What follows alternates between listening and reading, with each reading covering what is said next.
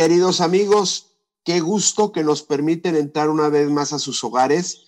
Hemos comenzado con una secuencia de temas bastante interesantes sobre las patronas o patrones de nuestra fe en diversos países. Ya hablamos de la Virgen de Coromoto, ya hablamos de la Virgen Aparecida, ya hablamos del Señor de los Milagros, ya hablamos de Nuestra Señora de Luján y ahora vamos a ir a Cuba. Vamos a hablar sobre la Virgen de la Caridad.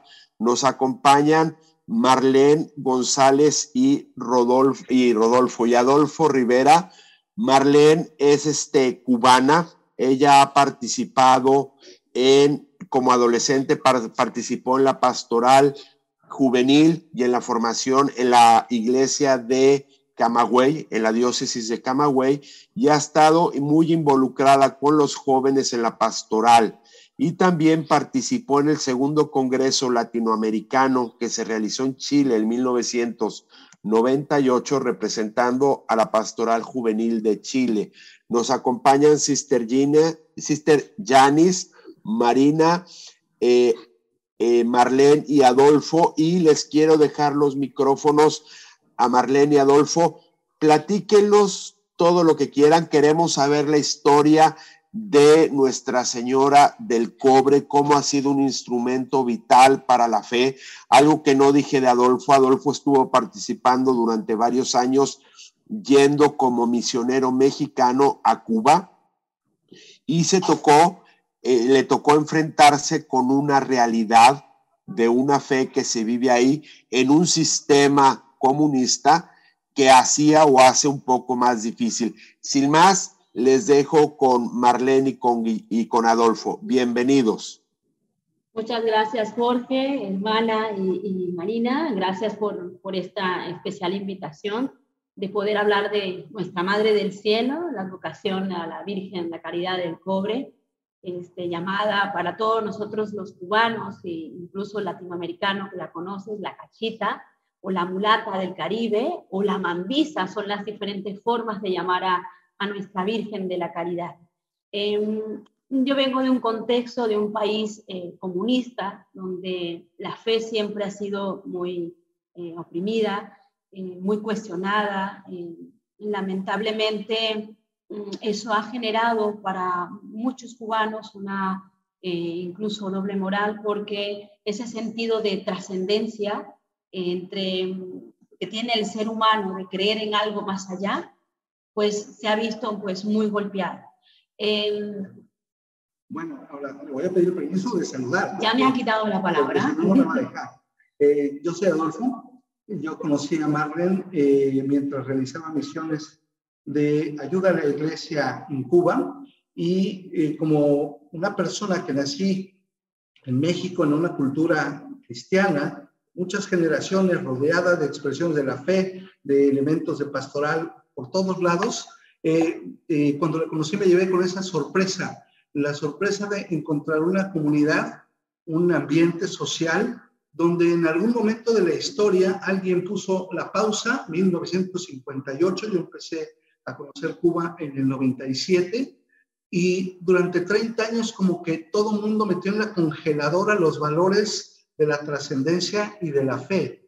En algún momento quisieron expulsar a Dios de la vida, lo sacaron de la jugada y al momento en que sacaron a Dios de su vida, también le quitaron al hombre todo lo que de humano tiene. Por eso cuando Marlene menciona, había una situación social de doble moral, de doble sentido de vida, era precisamente por eso, porque como dijo una vez un santo obispo de Cuba, Monseñor Adolfo Rodríguez, dice, quisieron ellos crear al hombre nuevo y lo que lograron fue crear al hombre falso. Y en ese ambiente de falsedad y de vacío, pues allí conocí a mi esposa. Bueno, pues fue en un ambiente de misión muy hermoso y bueno, lo que nos une a nosotros justamente fue la Virgen. Les comento, hago una acotación. Yo estaba en ese momento cuestionándome la vida religiosa. Yo quería entrar, sí, como joven que estás metido en la iglesia, que estás trabajando, que estás conociendo a ese amor de Dios, encontrándote con con ese ser persona realmente en un lugar que despersonaliza al ser humano, pues Dios era, pues era todo, ¿no? Y yo quería ser para Él. Y además vivía inmersa en toda la vida pastoral de la iglesia y todo me hacía ilusión y todo me hablaba de hacer cosas grandes. Tengo un encuentro con pues, mi directora espiritual y me dice que yo tengo que crecer un poquillo más, me hicieron todas las pruebas, todo muy bien, pero que yo tenía que crecer un poquito más, terminar la carrera y luego pues nos volvíamos a encontrar. Me quedó muy claro y me fui corriendo al sagrario y le dije a Dios, con tanta necesidad que tienes tú y que dices que la mies es mucha y los obreros son pocos, ¿qué onda contigo? ¿No? Yo estaba muy triste y entonces pues me quedé un rato en silencio y le dije a Dios que si no era la vocación para la vida religiosa, pues me presentara al chico para la eternidad. ¿Sí? Y conozco a Adolfo. En un evento de adolescentes, preparados todos los veranos para dar formación, y bueno, en ese evento, una noche, pues yo paso por el pasillo, en el segundo piso, y veo a Adolfo y a los jóvenes misioneros que iban del movimiento del Reino de Cristo. Estaban rezando el rosario y luego veo que él se queda y se arrodilla. Y yo sentí, digo, ese es el chico que yo quiero para que tenga Dios, que es esa saeta que me lleva al cielo. Y bueno, pues fue muy bonito, fue muy hermoso y yo me quedé así como que me movió y seguí lo que me tocaba, ¿no? La vida pastoral. Entonces le dije a la cachita, bueno, si este es el chico para mí o alguien que sea así, pues preséntame. Y así fue, así empezó la historia. Pero bueno, no es el tema de amor, es un contexto de cómo nos conocimos y vamos a hablar un poco de mi cachita, de nuestra Virgen, de la Madre del Cielo. Bueno, la Virgen de la Caridad, en 1612, 3 jóvenes que le llaman en la historia los 3 Juanes, eran 2 indios y un negro, un criollo, estaban a punto de naufragar en la bahía de Nipe, que está en la parte oriental, en la parte norte de Oriente, de Cuba. Están pues, a punto de ahogarse y ven un objeto flotar en el mar. Y ese objeto, ellos les llama la atención, estaban desesperados, pidiendo a Dios clemencia que les salvara, y se acercan remando, empiezan a remar y se acercan y encuentran, dicen que a una muchachita, a una niña, y resulta que era pues, la Virgen, que venía flotando sobre una tabla que decía, yo soy la Virgen de la Caridad. Entonces, César, en ese tiempo de tormenta, cuando recogen a la Virgen, lo que más le llama la atención a ellos es que la ropa de la Virgen, el vestido de la Virgen, que era amarillo, con una faja azul, que traía en la mano izquierda al niño Jesús y en la derecha traía una cruz, no estaba mojada. Entonces ellos no podían explicarse. Regresan al hato, el hato es como una ganadería, una finca, una hacienda, y pues hablan con un hacendado español y le presenta, era un capitán, ¿no? Pero era a la vez un hacendado, le dicen que eso es lo que han encontrado. Y allí, en ese poblado, hacen el primer altar a la Virgen, y desde entonces comienzan a venerarla. Y ellos comienzan a transmitir la historia de que se estaban ahogando, de lo que estaban pasando, que estaban pidiendo clemencia. En la historia, en varias historias, unos recogen en que uno pensó en su madre, el otro le pedía pues, a la Virgen, pero no sabían. El resultado es que se hace un pequeño altar, es un bohío, el bohío son las casas de campo que tienen los techos cubiertos de guano, y de una forma muy sencilla, una luz, una vela y la cruz, y una cruz. Y desde ese momento, tanto los criollos como los indios, que eran los aborígenes que estaban, como los españoles, comienzan a venerar a la madre. Y siempre me ha llamado la atención esta historia, que pues nosotros hablamos de las grandes apariciones de la Virgen, pues qué decirles de Lourdes, de Fátima, de Guadalupe, y resulta que allí no se desapareció, no les habló, sino que simplemente llegó en el momento de desesperanza, cuando estaban a punto de morir, de claudicar, y llegó una estatuilla. Eso es lo que llegó. Una madre que se acerca al hijo que está desesperado y que les dice que es, en su letrero, pues el signo del amor de Dios. Calma la tormenta, como muchas veces la Virgen se aparece en nuestras vidas a calmar nuestras tormentas, y de manera natural, sin que hubiera una intervención de la iglesia estructurada, de los sacerdotes, de una jerarquía, empieza una devoción natural a la que ahora es la gran patrona de Cuba. Es hermosísimo cuando uno de fuera, con otro tipo de cultura religiosa, conoce esta sencillez de la devoción del cubano, como la Virgen supo llegar y tocar los corazones de personas que estaban primero en el infortunio y después en una vida que les ha llevado todavía a más penalidades. Haciendo como un paralelo, ¿no?, con la Virgen es el sentido de unidad del pueblo cubano.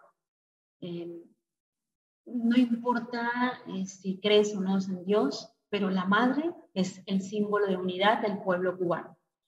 Donde está en cualquier casa, en la gran mayoría de las casas del pueblo cubano, de mi nación, vamos a encontrar una imagen de la Virgen, una estatuilla que viene del santuario que está en el cobre, que eran unas minas, y ahí en ese cerro es donde se construye la basílica, que es el santuario nacional, que es donde todos los años se hacen peregrinaciones.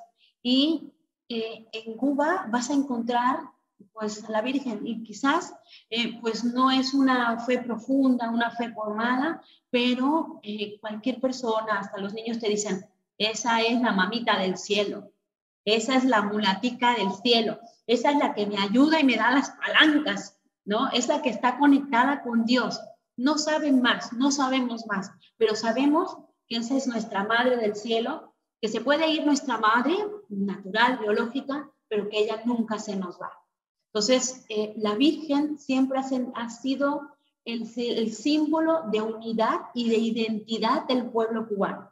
A nosotros, desde el triunfo de la Revolución, todo ha sido una formación política, ideológica, y quitar a Dios del camino. Quitar a Dios del camino, quitar pues ese amor absoluto de nuestras vidas. Sin embargo, no han podido quitar a la Virgen. A la Virgen no han podido quitar. La Virgen es la que mueve. Sí, hermana, sí. Gracias. Yo quería preguntar, primeramente, ¿cuándo es su fecha? Y si en esa fecha es permitido tener procesiones en las calles, ¿se celebran en esa manera? ¿Es un día festivo en todo el país o cómo se celebra? Yo voy a responder eso porque fue la primera gran sorpresa que me llevé al llegar a Cuba. Cuando uno hablaba de procesiones, de acompañar en las fiestas cristianas tradicionales a los santos, a la Virgen, las procesiones de Semana Santa, en nuestro imaginario estaban las procesiones que todos conocemos, multitudinarias por las calles, saliendo sin ningún miedo a mostrar nuestra devoción. Cuando yo llegué a Cuba, las procesiones que tenían autorizadas eran dentro de la parroquia, y podía salir por una puerta lateral, rodear la iglesia y entrar por la parte frontal, por la puerta principal. Y eso era la gran concesión de expresar la fe. Cuando se empieza a dar este gran fenómeno de la apertura a volver a ser religiosos y que el partido autoriza que se puedan realizar actividades en las iglesias y la gente puede ir a la iglesia, ellos lo hicieron pensando quizá que en la iglesia se iban a encontrar con estas profundas verdades que hablan de que bienaventurados los pobres porque de ellos es el reino de los cielos y bueno, pues todos son pobres, o que toda autoridad viene de Dios y por tanto tienes tú que someterte a ella, etcétera, etcétera, ¿no? Pero lo que se encontraron fue una iglesia que les hablaba de amor, que les hablaba de dignidad, que les hablaba de compromiso, que les hablaba de fe y lo más importante quizás, que nos llevaba al encuentro con una persona real, la persona de Jesucristo y la realidad de la Virgen. Entonces, eso que quizás ellos quisieron hacer de manera muy calladita y para nuestros propios fines, pues se les desbordó. Cuando yo empecé a ir a Cuba, la gente empezaba a reclamar espacios y no en toda la isla, pero en algunos lugares ya permitían que pudieran sacar a la Virgen a la calle. Yo tuve la oportunidad, junto con algunos bienhechores de México, de llevar una urna enorme para poder trasladar una réplica de la Santísima Virgen. Y nos tocó la primer peregrinación oficial del pueblo de Camagüey, después de casi 40 años de silencio. Y el ver a la gente, pensar que son las comunidades cristianas, efectivamente, pero el pueblo que no tiene instrucción, no tiene formación, llenar los espacios públicos para ver pasar a la Virgen, eso hablaba de esa fuerza de Dios, de la gracia, que nada puede contener. Les tengo que platicar, la fiesta de la Virgen de la Caridad del Cobre es una fiesta eminentemente mariana, porque es el 8 de septiembre, el día de la Natividad. El día de la Natividad. Pero eso también significó que la Virgen de la Caridad también se volviera la Virgen del Silencio, porque siendo el 8 de septiembre día de una fiesta principal de la Iglesia Universal, pues la iglesia local, por mayor devoción que tuviera, con gran humildad y con gran sentido de iglesia y de pastoral, siempre dio el espacio para que se celebrara la fiesta de la Natividad. Y la fiesta era local hasta recientes tiempos, donde pues por fin dieron la autorización de que la Iglesia de Cuba presentara la fiesta de la Caridad del Cobre pues con toda la altura y la dignidad. Entonces nos encontramos con una Virgen de la Caridad, que también es Virgen de la humildad, del silencio, de la compañía, de la disciplina y del servicio. Sí, así es. El pueblo cubano lo vive muy intenso. Tenemos incluso la semana antes del 8 de septiembre, hacemos la novena de la Virgen. Allí van hasta los políticos, sí, hermana, los políticos van, se ocultan, pero van, tratan de ir a hacer sus oraciones, incluso en el santuario que está en Santiago de Cuba, 27 kilómetros de la ciudad de Santiago de Cuba, porque está en las minas del cobre, en el cerro, dejan cartas, es muy hermoso, porque dejan las cartas pues, contando su historia, sus dolores, sus peticiones a la Virgen. Los deportistas dejan sus preseas allí, o sea, las personas que han sido sanadas dejan sus muletas, todo lo que deja el vestigio de ese milagro hecho realidad, pues allí está a los pies de la Virgen. De eso hay una canción que es del trío Matamoros, que dicen: a los pies de la Virgen traigo mis penas. Y otra que es Virgen Mambisa. Es hermosa, es una de las canciones que cualquier cubano, esté donde esté, cuando la oye, la canta completa. La canta completa. Es una oración, es una emoción, es un orgullo increíble. Y el 8 de septiembre, pues rompe la iglesia cubana llena de girasoles. Se llena toda la iglesia, ¿no? Un pasillo central, todos los laterales llenos de velas y girasoles. ¿Por qué? El sincretismo religioso cubano, o sea, es la unidad pues, del africano, el español, la conquista, bueno, toda esta mezcla.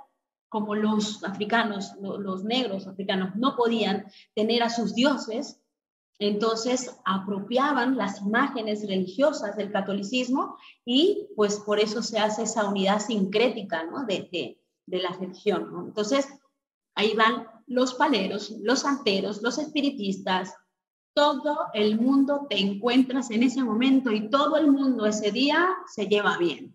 Después vienen las diferencias ideológicas, después vienen las batallas campales de ideología.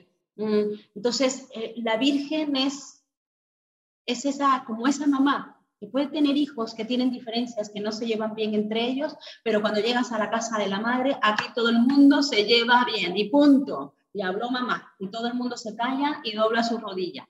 Entonces, la Virgen, incluso en este momento, no es solo la tabla de salvación, es el equilibrio psicológico de muchos cubanos. Incluso no son muy cristocéntricos, son marianos. La Virgen es la luz, es el sostén, es esa tabla de salvación, es esa madre, es ese amor de raíz que tiene el cubano y que lo sostiene. Entonces, nuestra cultura no puede dejar de ser nombrada en nuestra cultura a nuestra cachita, para nada. Entonces, yo estoy muy contenta, ¿no?, de poder tener este espacio, de poder hablar de nuestra madre. Bueno, nuestra madre del cielo es universal para todos, somos iglesia, pero de nuestra advocación, la advocación de la Virgen en Cuba, la historia de cómo se aparece, cómo ella se apropia del pueblo cubano y el pueblo cubano la hace suya, ¿no? A pesar de ser una mezcla total, una mezcla que nos da un sentido, y eso es lo que más nos une a nosotros. La Virgen, eso hay un lema que dice, la Virgen nos une. Es bien interesante cómo las cosas se han dado en Cuba. Yo me acuerdo que cuando llegábamos, pues como siempre los misioneros en la bolsa tenemos dos cosas, ¿no?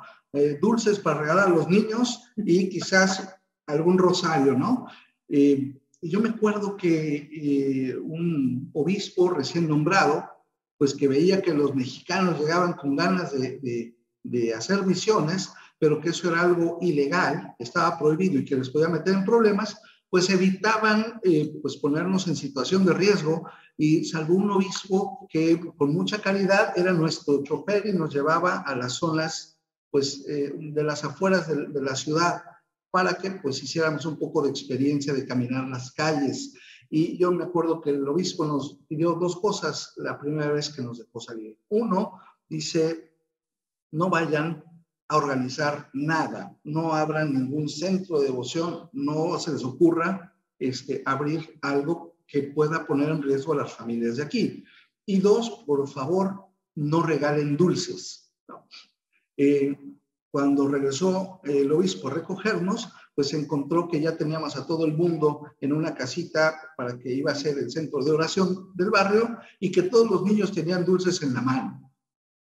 El obispo nos dijo, bueno, pues creo que acaban de poner ustedes en riesgo a una familia, porque esto es como el evangelio, donde quiera que haya dos reunidos en mi nombre, allí está la seguridad del Estado en medio de ella, ¿no? Entonces, están poniendo en riesgo a la familia. Y dos, le están enseñando a ustedes, a los niños, que vayan donde les regalan cosas.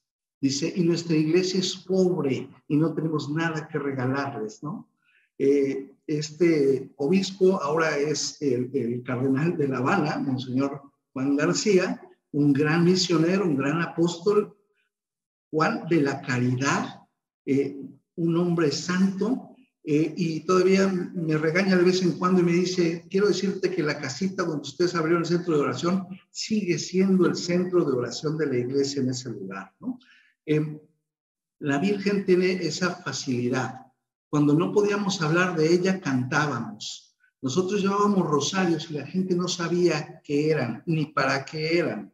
Es más, dábamos un crucifijo y se le quedaban viendo y regalamos uno aquí y otro allá, y venía el niño y decía, no, yo quiero uno de los que traen un muñequito, porque no sabían lo que significaba. Pero en el momento que les empezábamos a hablar de la Virgen, se daban los milagros. Tuvimos una ocasión en un pueblo que pues dijimos, pues hay que ser muy discretos, no hay que hacer absolutamente nada, pero el rosario sí, y empezamos a regalar pequeños libritos para unas guías y que la gente supiera de qué era, y todo estaba perfecto. Y empezamos la guía y la primera oración a la Virgen era, por favor, libra a tu pueblo del comunismo. Y en ese momento tuvimos que recoger todos los libros, tuvimos que llevar a todo el mundo a sus casas, tuvimos que hacer cualquier cantidad de cosas, libra a tu pueblo del comunismo, y después tuvimos que hablar con el dirigente del partido, decirle que bueno, pues en realidad Cuba no era comunista, sino que era socialista, entonces que no tenía nada que ver con ellos, ¿no? Y yo creo que hasta la Virgencita nos cuidó porque ese hombre decía, sí, ustedes tienen la razón. Cuando fue el Papa el Papa Benedicto XVI, regala a la Virgen para la conmemoración de los 100 años de la consagración de la Virgen, de la coronación, perdón, de la Virgen, una rosa de oro.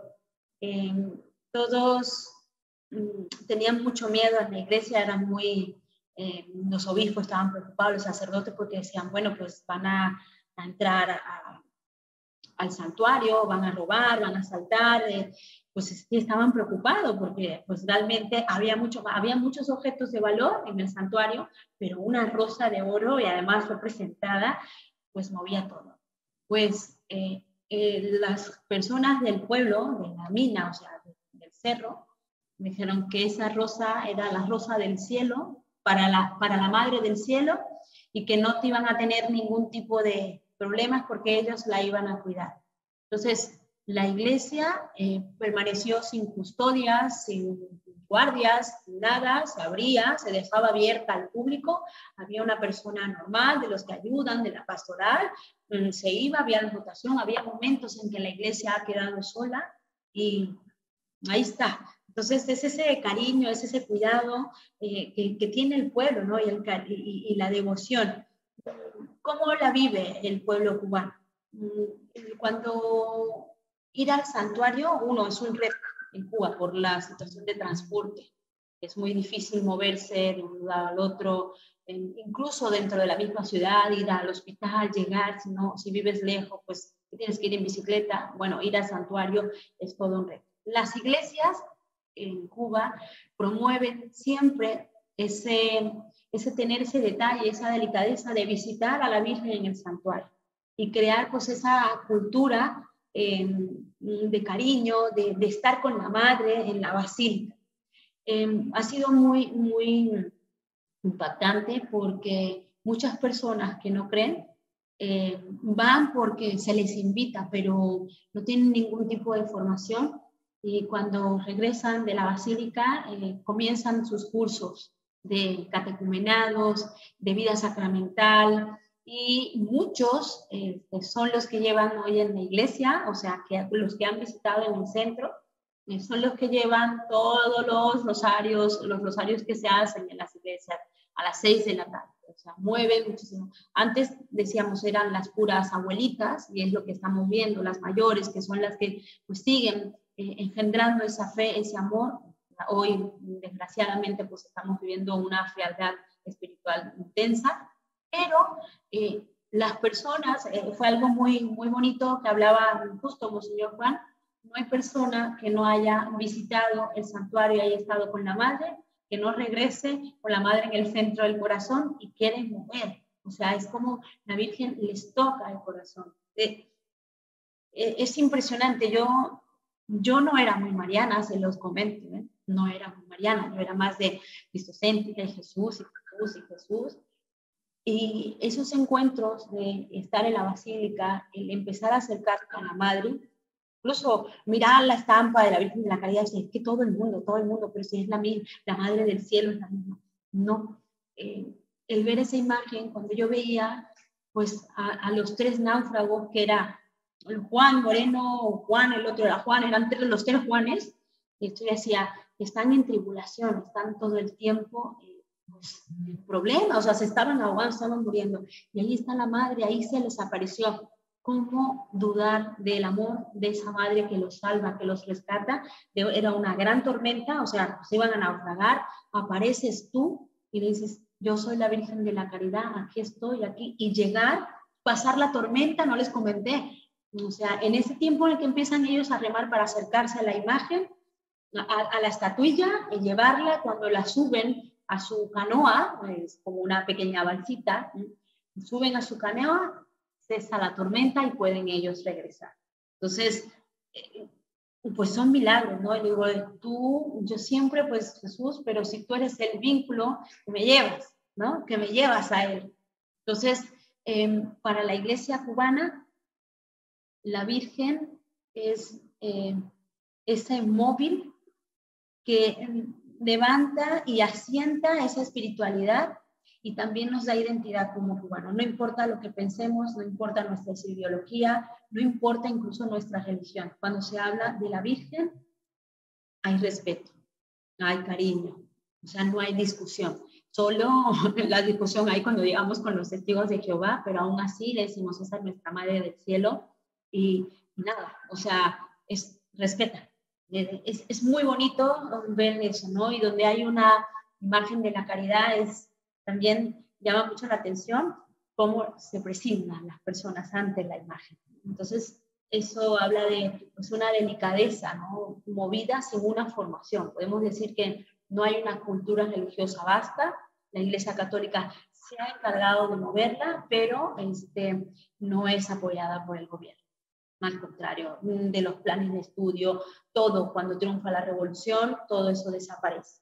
Es formar al hombre nuevo, quitar la vida, o sea, quitar a Dios de la formación humana, y empezaba pues la formación marxista, ¿no? Que es totalmente atea.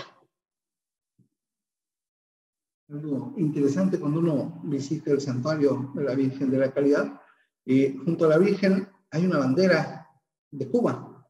Y si uno investiga o busca en cualquier sitio de internet, siempre van a encontrar a la Virgen junto a su bandera. Es parte de la identidad cultural del país. Yo creo que no hay un símbolo de cubanía más importante que la Virgen, ¿no?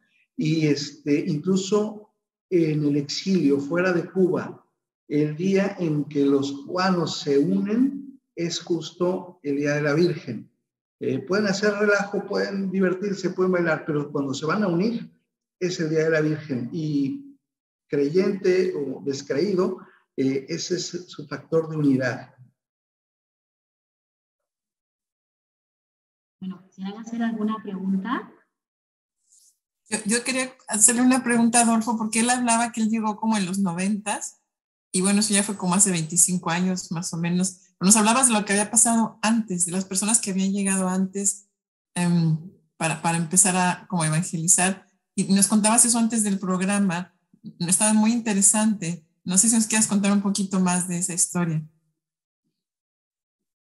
A ver, pues aquí hay muchas cosas que solo uno las puede ver hacia atrás para poder encontrar ese trazo de la compañía de Dios. Yo les decía, la iglesia fue abandonada, la iglesia cubana fue abandonada por el mundo no sabía lo que sucedía allí, las penurias que ellos pasaron fueron incontables. Cuando la iglesia empezó a sufrir pues la persecución, lo vivió sola. Les doy una idea para que lo dimensionen. Solamente en la diócesis, hoy arquidiócesis de Camagüey, en los años 50 había más de 400 sacerdotes. Y cuando yo empecé a ver los 40 años después, en toda la isla había 200 sacerdotes. Entonces, desmembraron a la iglesia y no había sacerdotes, pero sí había formados muchos seglares que habían estudiado en las escuelas religiosas que después les expropiaron. Pero esa gente tenía mucha fortaleza y el gobierno los empezó a perseguir. En Cuba hubo campos de concentración exclusivos para gente religiosa, católicos, testigos de Jehová, un poquito de todo lo que el gobierno veía como malo, y expropiaron y sacaron, arrancaron la expresión de la fe, pero no fue el gobierno el que los martirizó, fue la misma iglesia que vio el riesgo que tenía su pueblo de enfrentarse a un enemigo real, grande y cruel, que la misma iglesia renunció a ser iglesia. Y el obispo dijo, si ser el jefe de los catequistas es una condena de muerte, deshago la catequesis y así ya no hay jefe. Y así tú puedes seguir en tu casa sin necesidad de exponerte. Y si los de la pastoral juvenil y en esa época también las juventudes católicas estaban muy fuertes, deshago las juventudes católicas, porque yo, antes que otra cosa, soy madre, la iglesia es madre y cuidó a sus hijos, pero desarticuló todas las estructuras sociales de la iglesia y la iglesia pasó a ser alguna bendita ancianita que conservaba las llaves del lugar para evitar que se los quitaran, y que durante 30 años solamente eran las abuelitas las que en las casas de las gentes conservaban la fe, también con el miedo de expresarla. Yo, cuando Marlene decía que pues estaba una doble moral, cuando yo empezaba a visitar familias, era increíble. Lo primero que le enseñaban a los niños en general era: a lo que dices aquí en tu casa no lo puedes repetir fuera. Y si te lo preguntan, tú niégalo, con las consecuencias psicológicas que iba a haber en una vida de adulto, donde empiezan a convivir con el engaño, con la falsedad, con la negación de la expresión más profunda de la persona, que es su fe, y tenían que negarlo. Y los obispos empezaron a tejer fino, a cuidar a sus personitas de una en una. Las diócesis en Cuba son maravillosas. Yo llegaba a una fiesta y veía, pues es la misa y pues le van a dar la comunión a todos, ¿no? Entonces estaba el padre y le daba la bendición. ¿Y por qué le da la bendición? Pues porque esa persona no está catequizada, no está bautizada, viene a misa porque le nació, pero le vamos a dar la bendición al menos. Yo, ¿y cómo sabe el cura quién está bautizado y no? Pues es que eran tan poquitos que todos se conocían. Pero esos poquitos, todos hacían algo por su iglesia. Todos ayudaban, todos tenían un ministerio, todos se sentían parte de un cuerpo. Todos compartían lo que tenían en común. Y entonces no había un enfermo que se quedara sin visitar, no había un hambriento que se quedara sin tener un poco de alimentos para el día. Las pastorales, los apostolados de la pastoral juvenil era: ve y baña al anciano solo, ve y limpia su casa, no los dejes. Entonces, a pesar de que no tenían una gran estructura eclesial y que no había sacerdotes, los religiosos eran contados, no tenían permisos, etcétera, había un ambiente del espíritu que era impresionante, no se podía parar. Y entonces sí, algunos obispos, después de un encuentro eclesial en el 87, empezaron a preparar la iglesia del futuro y empezaron a preparar mejor a sus futuros seminaristas, a darles una estructura de formación filosófica, teológica, etcétera, porque no tenían vocaciones. Las últimas ordenaciones grandes las tuvieron en los años 70 y ya después hubo una sequía vocacional natural hasta finales de los 80, ¿no?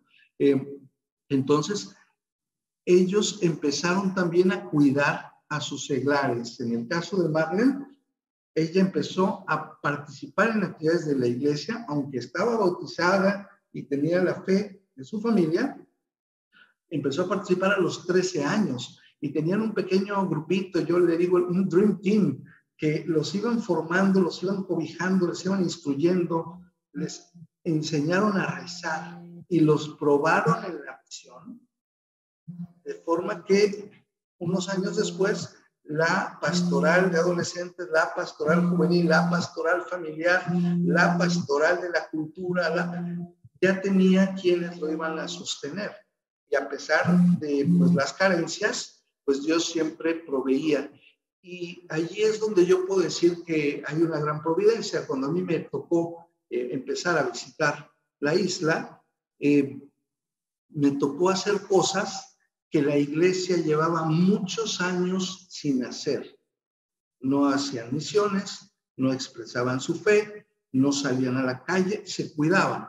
Y de repente llegaban unos extranjeros que, como no sabíamos nada, hacíamos de todo, y decían, ¿cómo lo lograron? ¿Cómo lo hicieron? Sin problema todo el tiempo, ¿Cómo pero lo valía la hicieron? pena.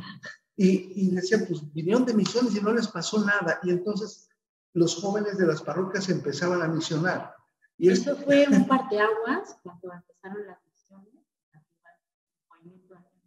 y empezaron a hacer misiones muy aventadas, y empezamos a ver si se puede, si se puede. Claro, no estábamos en los zapatos del obispo, no estábamos en los zapatos de los sacerdotes que eran llamados por seguridad de Estado, pero vimos como esa apertura, ¿no? De podemos hacer algo. Claro que sí podemos poner una imagen de la Virgen en la puerta, aunque nos las van a arrancar, no las pueden arrancar, pero la podemos hacer. Podemos salir a las calles y hablar de Dios sin miedo. Pues si nos van a regañar, que nos regañen, si va a pasar algo, que lo hagamos, porque teníamos ganas, pero teníamos era injertado el no, que no se puede porque les va a pasar algo, porque la iglesia sí nos cuida. La iglesia en Cuba nos cuida, es demasiado madre, diría yo, porque pues ha sufrido hasta el punto, y bueno, lo tenemos muy claro en estos momentos, presos políticos, niños de 14 años golpeados por expresar su libertad. La iglesia en Cuba es la única voz que está gritando a nivel internacional por la libertad de los presos, por la libertad de expresión, por el derecho y el respeto a la dignidad humana. Es la que se enfrenta, es la que sufre, y hay persecución hoy de nuestros sacerdotes. De hecho, nuestros sacerdotes tienen que salir constantemente, van a Miami, se los llevan a España o se los llevan a Roma para salvarles, porque si siguen allí, nos desaparecen. Hay amenazas, mis sacerdotes de mi generación, y bueno, y por encima, que han sido pues mis directores, mis formadores, pues no la están pasando nada bien. Y ahí está la iglesia dando de comer al hambre, porque tenemos hambre. Cuba tiene hambre. Y ahí está la iglesia presente. Y ahí está esa madre cuidando, esa madre iglesia y esa virgen que nos sostiene y que nos sigue dando identidad, aún en la desesperación. En Cuba mencionaste, Adolfo, que muchos se acercaron a la Eucaristía y recibieron la Eucaristía sin catequesis, algunos. ¿Qué es la disponibilidad de recibir Eucaristía en Cuba? Gracias, hermana. Yo creo que no me expliqué bien. Oh. Es todo lo contrario. La gente se acercaba, pero los padres, los párrocos, los obispos eran tan cercanos a su comunidad y la conocían tanto que no le daban la Eucaristía porque no lo iban a hacer, pero le daban la bendición. Los bendecían, no lo rechazaban, no les decían, no puedes estar aquí porque no has hecho tal, no les obligaban a, ¿quieres venir? Tienes que hacer esto. No era ese sentido de rigor ni de proselitismo, era la expresión de un hogar, de una familia que te acepta, pero que no te puede dar esto, no te lo puedo dar. Entonces, no es que se diera la Eucaristía, no es así, sino que se acogía al que sin saber de qué se trataba, se acercaba. La iglesia, cuando yo la conocí, era un ámbito de libertad. La gente no llegaba, o los jóvenes no llegaban buscando a Dios, buscaban un lugar donde se sentían libres. Personas. Entonces, si querían decirle al sacerdote, oiga, qué ridículo se ve vestido así, se lo decían y recibían una sonrisa a cambio y no un insulto, no un grito, no una exigencia de que te disciplinaras como era el ámbito civil. Entonces empezaron a conocer la libertad que es propia de la dignidad del ser creado por Dios. Entonces el camino a Dios era la dignidad de las personas. cuando fue la visita del Papa Juan Pablo II. En algún momento el gobierno, que había estado boicoteando esa actividad y era el único que tenía medios de comunicación social, era el único que tenía los medios para facilitar que operativamente se realizara, y que le estuvo deteniendo y poniendo todos los obstáculos, cuando se dio cuenta que la gente se iba a desbordar a ver al Papa y que de alguna forma eso iba a ser un plebiscito, el gobierno tuvo que manipularle y decir, no, él viene porque yo lo invité, no vayan a creer que porque ustedes lo hicieron, ¿no? El gobierno dijo, pues viene para acá, pero es porque es mi amigo, entonces cuidado con mis amigos porque pensamos igual, ¿no? Y el pueblo no lo creyó, el pueblo fue y disfrutó al Papa. Mucha gente decía, es que ese Papa, que no lo conocían, no sabían quién era, la iglesia tuvo que hablar de él porque nadie lo sabía. Lo único que sabían es que el país que visitaba se caía el gobierno comunista y todos estaban con la gran expectativa. No, ese Papa es lo que te viene a recordar, es que eres hijo de Dios, ¿no? Yo creo que fue un gran mensaje. Y cuando se va el Papa, bueno, ahí voy a meter la cuchara. Cuando se va el Papa, hubo un discurso de Fidel Castro, el presidente actual en aquel momento, dijo, ya se fue el Papa blanco, ahora queda el Papa verde. O sea, él usaba el uniforme militar, como diciendo, se acabó, todo esto fue pantalla, aquel que manda soy yo, y volvemos a lo mismo. El Papa, cuando Juan Pablo, en su última visita, nos deja el regalo de poder celebrar la Navidad. Eso fue, nunca pudimos, o sea, yo crecí sin celebrar una Navidad abierta porque era, pues, de nada, ¿no? Solo la celebramos en la iglesia, en la casa, no había cultura de poner un nacimiento, de poner un arbolito, solo las familias muy tradicionales y las que tuvieran.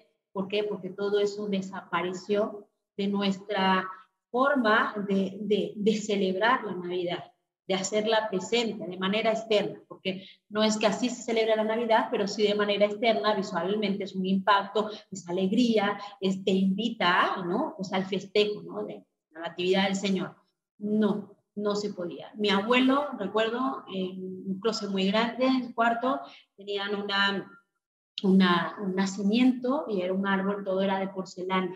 O sea, que lo sacabas de la caja grande, lo había comprado en Estados Unidos, ellos viajaban y lo ponían en un closet. Entonces, le hacían la cueva con papel cartucho, le decimos en Cuba, el cubano que lo oiga va a saber de qué estamos hablando, y le hacíamos, es el papel estraza, ¿no? Y lo arrugábamos y hacía mi abuelo una cueva y le gustaba la hierbita y ahí lo ponía. Entonces abría el closet y ahí mi abuelo contaba el misterio de la Navidad, ¿no? Entonces era, pues, wow, ¿y cómo nació Jesús? ¿Y quién es la Virgen María? Y entonces, pues ahí los primos, los niños hablando. Y bueno, eso fue gracias a los abuelos, porque las futuras generaciones no tienen esa cultura religiosa, no la tienen. Entonces, eso fue parte de, pues, meter esa ideología, quitar a Dios y dejar la pura, el materialismo, ¿no? Entonces, Cuba es increíble. Yo, como cubana, ahora que estoy fuera de Cuba, yo pienso que es muy difícil sostener la fe. La fe hay que cuidarla, es una flor, hay que echarle agua, hay que regarla, hay que hablar con Dios, hay que vivir la vida sacramental, vivir de cara a la gracia. En Cuba, de veras que yo creo, Dios nos cuida y la Virgen de tal manera, porque, mire, un pueblo que no tiene comida, que no tiene medicina, que no tiene las necesidades básicas resueltas, no tiene comida, está muriéndose de hambre en mi pueblo. Y no tiene futuro. Y no tiene futuro, no tiene esperanza, ahí está, ahí está. Y si le presentamos a la Virgen, ahí está la respuesta, sale la sonrisa. No importa que tengo hambre, pero mi mulata me ayuda, mi virgen, mi cachita, ¿no? Entonces, de verdad, vivir la fe fuera es difícil porque tenemos todo y el mundo nos llama la atención y todo lo externo lo podemos tener todo muy efímero, muy express, muy rápido. En Cuba no. Es difícil vivirlo en todos los lados, pero yo siento que la mano de nuestra Madre del Cielo nos cuida de manera increíble. O sea, ¿cómo es posible que alguien que no tiene ni lo esencial puede pensar en lo trascendente? A mí eso me dice mucho, me cuestiona, y es cuando digo, ya no pienses, porque todo lo quiero racionalizar, todo lo quiero pensar, todo tiene que tener una justificación, es propio de la ideología marxista, ¿ok? Una dialéctica. Una dialéctica. Entonces, pues la fe es un don, es un regalo. Su plática de ustedes ha sido muy impresionante y yo sé que voy a reflexionar en el pueblo cubano, cómo sufren y a la vez qué tan fuerte esa imagen de la madre es por ellos. Y agradezco mucho. Gracias. Yo tengo que comentar algo. Es un pueblo que sufre mucho, pero que ama mucho. Es impresionante porque es casi evidente, casi se puede tocar la gracia de Dios. Y quiero recordar, una vez le hicieron una pregunta a Monseñor Adolfo Rodríguez y le dijeron, oiga, vivir la fe cristiana en Cuba debe ser muy difícil. Y Monseñor Adolfo, que es un santo varón, él respondió, dice, ser cristiano es difícil en cualquier lugar del mundo, pero estamos acompañados de Dios, de los sacramentos de la Iglesia y de la Santísima Virgen, ¿no? Muy bien. Pues es un gusto estar con ustedes. Yo quisiera, primero, me encantaría abusar de su presencia. Nos gustaría, si les parece, tener un segundo capítulo, porque creo que para nosotros tres quedamos impresionados. Ya ustedes me dirán si quieren el próximo miércoles o lo organizamos, ¿no?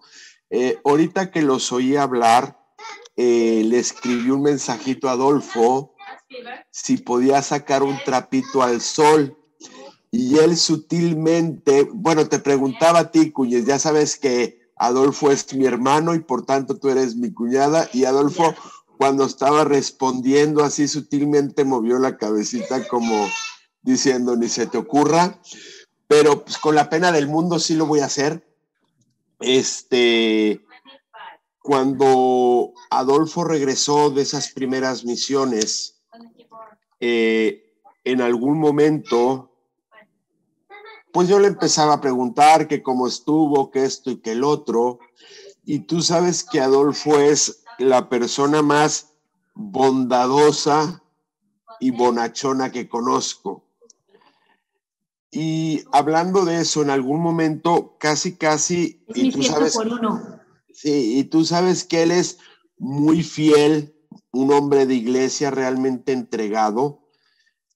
Y yo recuerdo de esa conversación dos cosas. Olvídate de las palabras porque ni me acuerdo qué decía.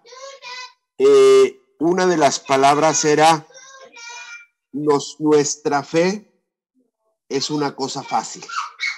Contradiciendo lo que ahorita decía del cardenal Adolfo, decía, nosotros aquí en México, nuestra fe es un regalo de Dios, no cuesta, no sufres, lo das por hecho.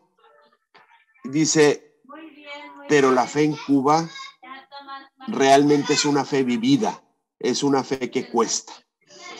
Y retomo el tema de la bondad de Adolfo. Cuando me dijo eso, casi estaba llorando. Ya saqué el trapito porque también le gusta ser muy valentón. La verdad, casi llorando. Y salió en la conversación una güerita que me imagino que sabes quién será. Y cuando hablábamos de la fe y todo esto, pues yo me acuerdo que entre mis imprudencias, que soy muy imprudente, dije, bueno, ¿y qué vas a hacer con Marlene?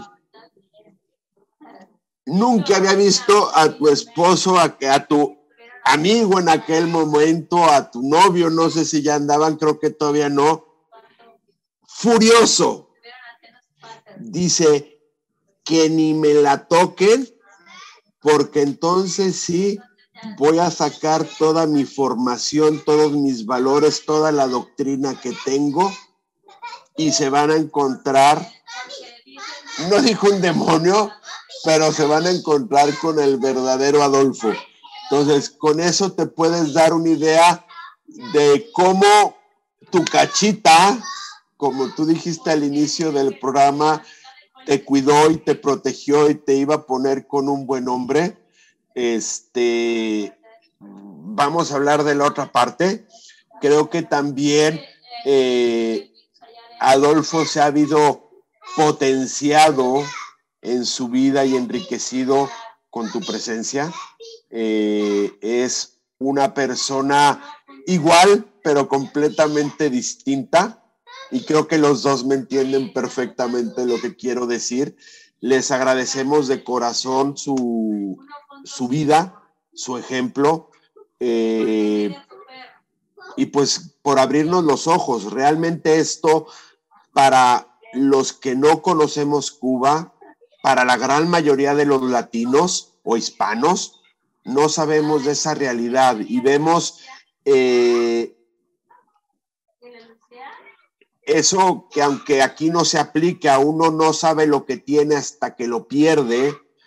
Pues Adolfo no lo perdió, pero realmente se dio cuenta con una realidad que sobrepasa nuestra realidad. Cuando hablaba Adolfo del obispo y cuando hablaba de la madre iglesia, de cómo hacían todo sacrificio por cuidar a la humanidad del cubano, me vino a la mente cuando los obispos mexicanos, por defender al pueblo católico, se deja perder en lo que es la cristiada. Me vino a la mente el Papa Pío XII, cuando para defender a los católicos no mencionó absolutamente nada, ni a los nazis ni a los comunistas, para proteger. Es decir, antes de acercarnos a Dios, que se puede escuchar raro, nos acercan al hombre y tratan de salvar la dignidad de ese hombre, ¿no? Y si nos permiten, pues ojalá podamos contar con ustedes la próxima semana, y si no, pues tengan la certeza que vamos a seguir abusando del testimonio de vida, ¿no? No sé, Sister Janet. Si Dios quiere, estamos la próxima semana, claro que sí.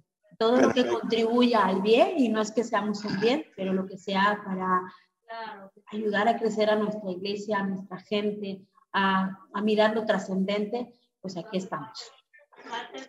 George, bueno, ella no me preguntó, ya, como siempre, ya sabemos lo que voy a hacer. Ahí viene la pedrada, ahí viene la pedrada para mí. Pero, no escuché. Tengo claro que Jorge, pues, sobredimensiona las cosas. Sí les puedo compartir, para nosotros ha sido un gusto, no el compartir nuestras experiencias, sino poder ser voz de tantas personas que están condenadas al silencio. Y algún día les platicaremos del silencio que tiene que vivir la iglesia para que sus hijos sobrevivan, y el calvario que cada uno de los sacerdotes y religiosas sufre y vive allí. Y sin embargo, si ustedes les preguntan si quieres ir a una situación pastoral más libre, que puede ser, que va a dar más gratificaciones, ellos deciden estar allí. Entonces, la verdad es que esto que podamos compartir no tiene que ver con nosotros, tiene que ver con la realidad de una iglesia callada, silente, esclava en muchos sentidos, y pues que todo sea por su bien, ¿no? Cuando voy a Cuba, desde la pandemia no he vuelto. Todos los años intento irme de misiones con las teresianas, pues es parte de pues esa formación que recibió desde niña, y de verdad cuando veo lo que veo y veo a mi iglesia sufriendo como sufre, penurias, hambre, muchas carencias, y sacando a la gente, al pueblo, para que la fe permanezca, para que Dios se haga presente, mira, es como un fuego, y me siento hasta mal porque digo, qué egoísta eres, tú estás en tu vida de confort acá, viviendo una vida agitada, el trabajo, y cuánto le das a Dios. De verdad que llegar a Cuba separa el tiempo en muchas cosas, pero la mirada hacia el cielo, de veras, se va directo, porque es como a pesar de toda la carencia, ahí está la iglesia haciendo presente ese amor de Dios. Pues queridos amigos, Marlene, Adolfo, Sister Yanis, Marina, les queremos agradecer su participación. Les agradezco de corazón, realmente nos han abierto los ojos de que muchas veces pues nuestra fe en algunos lugares es más fácil vivirla y compartirla que en otros. Ya nos seguirán platicando más la próxima semana y queridos amigos, sin más, nos vemos la próxima semana. Que Dios los bendiga.